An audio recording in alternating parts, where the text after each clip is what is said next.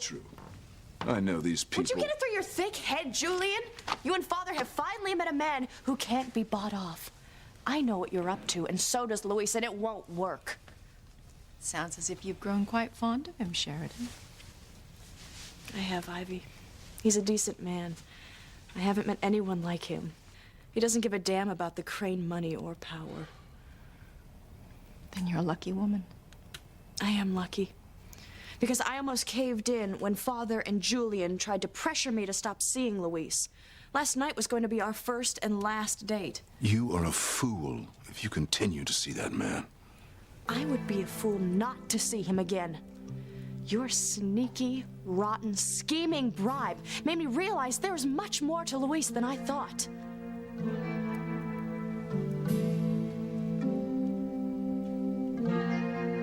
It was obviously a bribe, Julian. Just admit it. It was not a bribe.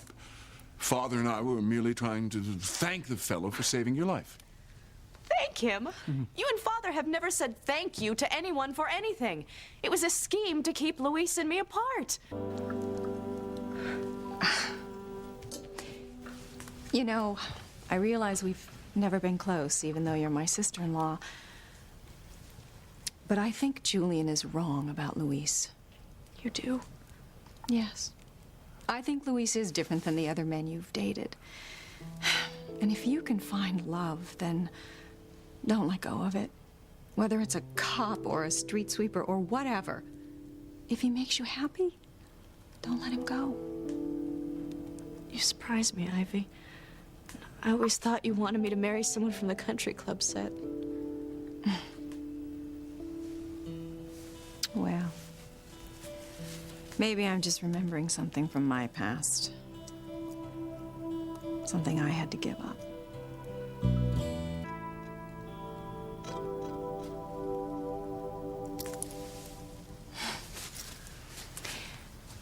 Sheridan, it's probably too soon to tell whether or not Luis is the right man for you.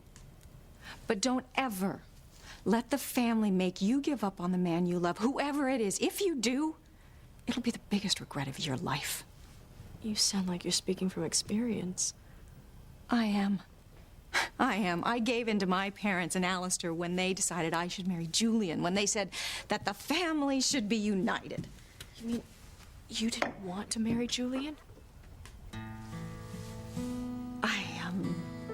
I shouldn't say anything else. I've probably already said too much. Just know that I understand what you're going through. I can see that.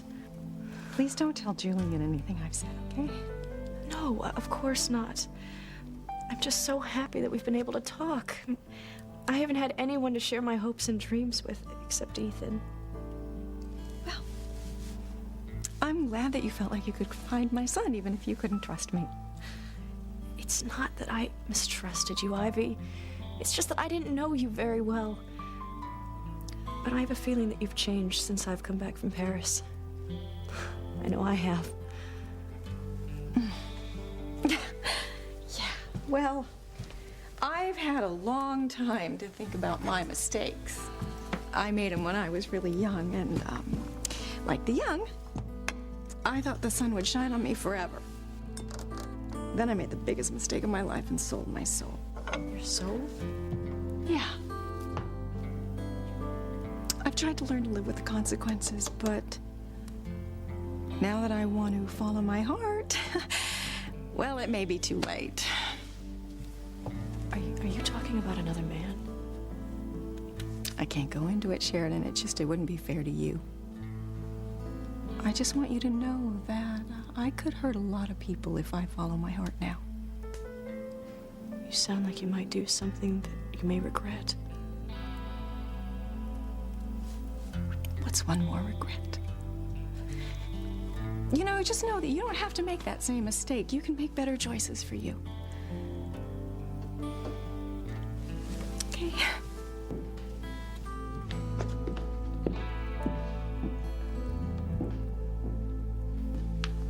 Hello, Ivy. Shouldn't you be leaving on your ski trip? Yes. I'm on my way.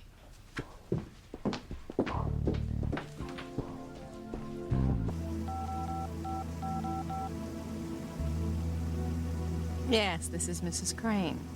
I would like the plane fueled and ready to go immediately. Yes. I want to get someplace before some other people arrive. That's right. I want to be there, waiting for them.